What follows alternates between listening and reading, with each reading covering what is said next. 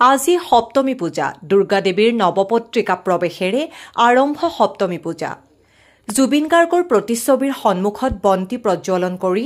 দৰ্শনাৰ্থীৰ বাবে মুকলি কৰিলে সাৰ্বজনীন কাকমাৰী চাৰিআলি দুৰ্গা পূজা মণ্ডপ আজি সপ্তমী হোৱাৰ লগে লগে আৰম্ভ হ'ল পূজা অৰ্চনা নগাঁও জিলাৰ কাকমাৰী চাৰিআলি অন্যতম আছিল কিন্তু পূজাস্থলীত ভক্তৰ উপস্থিতি হেৰেঙা হোৱা দেখা গৈছে উল্লেখ্য যে হাৰ্টথ্ৰব জুবিন গাৰ্গৰ বিয়োগৰ বাবে নগাঁও পূজা মণ্ডপসমূহত নাই কোনো উৎসৱ মুখৰ পৰিৱেশ পূজা মণ্ডপসমূহত যিসমূহ সাংস্কৃতিক অনুষ্ঠান আছিল সকলো বাতিল কৰিছে প্ৰায়সমূহ পূজা কমিটিয়ে news desk report any express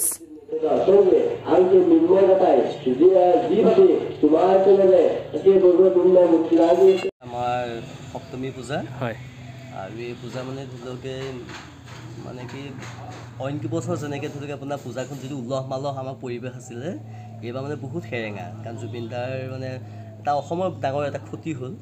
এজন ভাল হেৰি মানে গায়ক এজন আমাৰ মাজৰ পৰা নাইকিয়া হ'ল আৰু তাৰ গতিকে মানে ধৰক মানুহে যদিও পাতিছে বৈদিক সম্পূৰ্ণভাৱে বৈদিক নিয়মৰ মাজেদি আৰু কোনো অনুষ্ঠান প্ৰতিষ্ঠান বুলি নাই বা ধৰি লওক আপোনাৰ আমাৰ সেই আইসকলৰ মাজতো মানে আহিছে তেওঁলোকৰ ৰীতিটো ৰাখি পেলাই মানে আহিছে আহি সেৱা সৎকাৰ কৰিছে কিন্তু আগৰ যিটো মানে কি মানে যিটো উৎসাহ আছিলে সেই উৎসাহটো মানে এইবাৰ মানে বহুত কম এইবাৰ আপুনি ভাবেনে বাৰু ভক্তৰ আজি এইবাৰ ভিৰ কমিব আজি এইবাৰ আপোনাৰ ভক্তৰ ভিৰ মানে কি আমাৰ এটা কালি ষষ্ঠীৰ দিনাখন মানে যিটো ভিৰ হয় আগে পিছে সেইটো নাই আজি সপ্তমীৰ দিনাখনো ধৰি লওক আপোনাৰ মানে কি যিটো হ'ব লাগিছিলে সেইটো হোৱা নাই আৰু মই অনুমান কৰিছোঁ যে ধৰি লওক আপোনাৰ মানে এইবাৰ পূজা বহুত হেৰেঙা মানে বহুত মানে সিমিকি থকা পৰিৱেশ এটাও 15 চনৰ পৰা আমি এই অনুষ্ঠানভাগ পাতি আহিছোঁ খুব আড়ম্বৰপূৰ্ণভাৱে পাতি আহিছোঁ এইবাৰ আমি অলপ মৰ্মাহত দুখিত আমাৰ হিয়াৰ আমঠু শ্ৰদ্ধাৰ জুবিন গাৰ্গ ডাঙৰীয়া আমাৰ মাজৰ পৰা হেৰাই গ'ল সেয়েহে আমি তিনিদিনীয়া কাৰ্যসূচীত বৰ্ণাঢ্য কাৰ্যসূচী ৰাখিছিলোঁ ভক্তিমূলকো আছিলে তাতে আমি সাংস্কৃতিক অনুষ্ঠানো ৰাখিছিলোঁ কিন্তু সাংস্কৃতিক অনুষ্ঠানভাগ আমি জুবিন গাৰ্গ ডাঙৰীয়া যিহেতু প্ৰয়াত হৈছে তেখেতৰ পুণ্যাত্মাৰ সদ্গতিৰ কাৰণে আমি এই অনুষ্ঠানভাগ বাতিল কৰিছোঁ মাত্ৰ আমি যিখিনি ধৰ্মীয় অনুষ্ঠান আছে যেনে